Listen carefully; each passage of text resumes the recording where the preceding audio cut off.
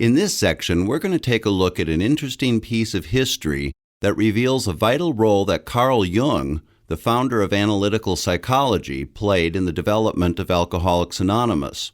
It was an interaction that he had with Bill Wilson, the founder of AA, that laid the groundwork for the spiritual aspect of the 12-step program and recovery from addiction. You know, you hear the term spiritual experience a lot around 12-step recovery. Little historical perspective on this for you guys. There's a story in the big book about a guy before AA started who was a hopeless alcoholic. He was seen by all the top doctors in the world. He went over to Europe and he got in to see Carl Jung, who was one of the most famous psychologists in the world. And he got in to see him, and Jung started treating him. And Jung finally said to him after a while, he said, "You know what? There's nothing I can do for you. You're hopeless." And there's a line there that said, "Our friend felt like the gates of hell had clanged shut on him." He said, "Doc, is there nothing I can do?" He said, "If I were you, I'd get around some religious folk. I've seen some people of your nature recover, but they've had a vital spiritual experience, this whole rearrangement, a psychic rearrangement." He said, "That's what I've been trying to produce with you, but I'm not having any luck. All I can say is maybe try religion." And so what ended up happening was this guy, his name was Roland Hazard. He was a friend, he went back to the United States, he was a friend of a guy named Ebby Thatcher, and they got sober together in a religious organization called the Oxford Group. And the Oxford Group had these little steps that they worked. They were sort of religious principles, and they got sober. And Ebby Thatcher was a friend of Bill Wilson's, and Ebby Thatcher went and met Bill Wilson one day, and he was sober, and Bill's like, "Whoa, how'd you do it?" He said, "I got religion." And Bill says, "Oh, geez, here we go. I'm not going to be interested in what he has to say." But then Ebby said to him a line that's pretty famous, and I would suggest that none of us would be sitting here today if he had not said this to Bill Wilson.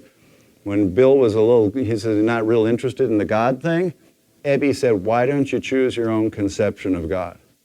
And you could say, the rest is history.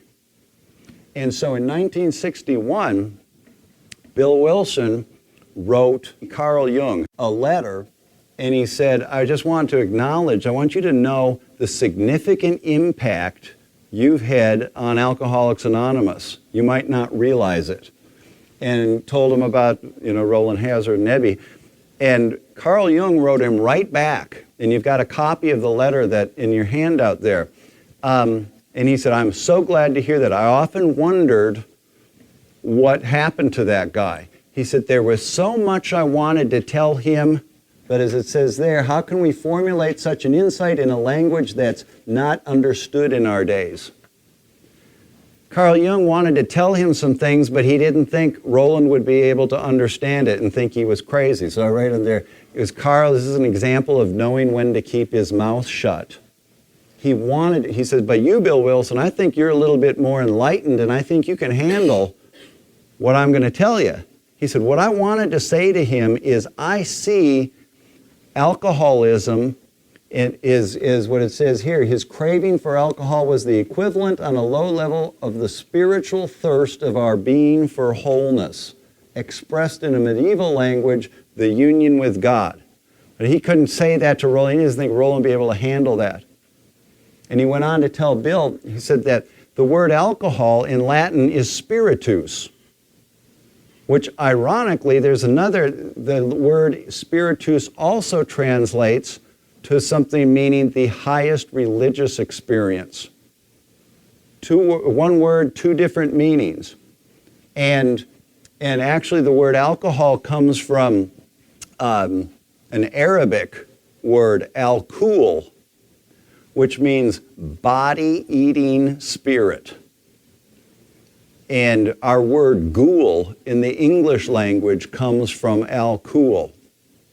It deadens the senses is what they recognized back then. And so what Jung was saying is that the proper formula is actually spiritus contra spiritum, meaning the spirit against the ravages of spirit.